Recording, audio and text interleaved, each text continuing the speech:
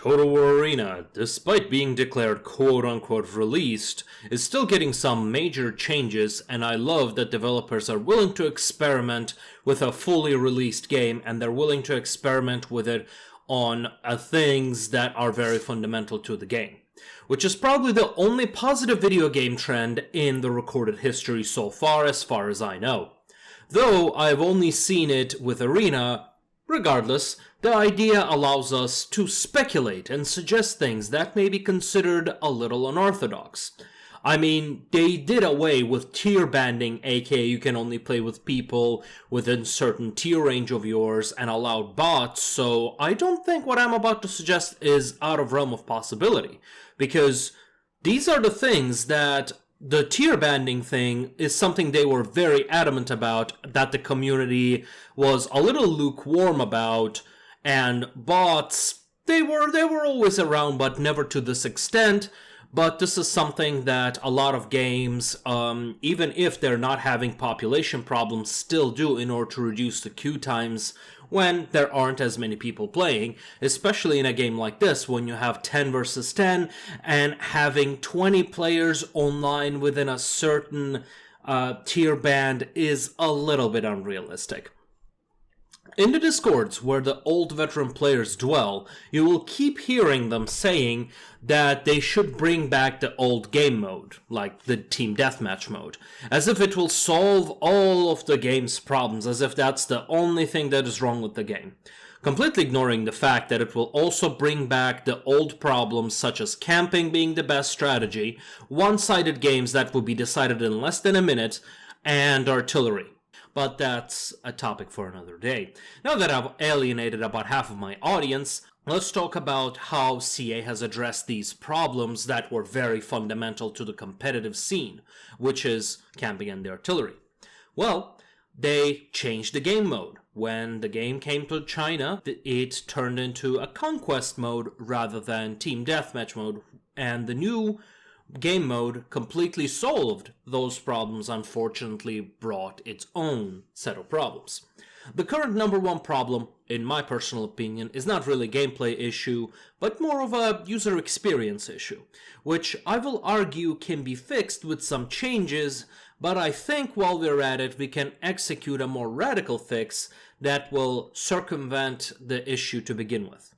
The issue, of course, I'm talking about are the constant respawns. The fact that winning team can lose 2 or 3 times more units and still win the battle with just constant wave tactics and exploiting the healing mechanics is just completely breaks any sort of immersion. And as strange as it sounds, of course, in a RTS game, but frustrates the players who are actually doing good. The chevrons are supposed to discourage people from throwing away units to push a point, but it's clearly insufficient. But more importantly, frustratingly unrealistic. The fact that I have to fight one person 2 or 3 times to capture a point, while their cavalry can just go behind and cap that same point, throwing away all of my efforts, is just the most frustrating thing. And at times you just cannot gain that chevron, because whenever your unit dies, it loses the XP that it has personally gained. The point is, this wave tactics should have a cost, and solution I recommend is simple. It's a 2-pronged solution, 2-step solution. One is to increase the respawn timers across the board. Death should have meaning. Playing bad should have a cost, and that cost should not be so low that you can just build strategies completely around it. However, on the other side of the spectrum is that if the cost of death is so high, the game just becomes very unforgiving. How should I say? Variance becomes a much bigger issue. But when you can lay it out on a longer time scale, the variance becomes a lot less of an issue. So the second step is have every unit killed cost points. A very small increment of every 1 unit killed of your enemy, giving your team 5 points and subtracting 5 points from their score is, I think, an idea worth experimenting.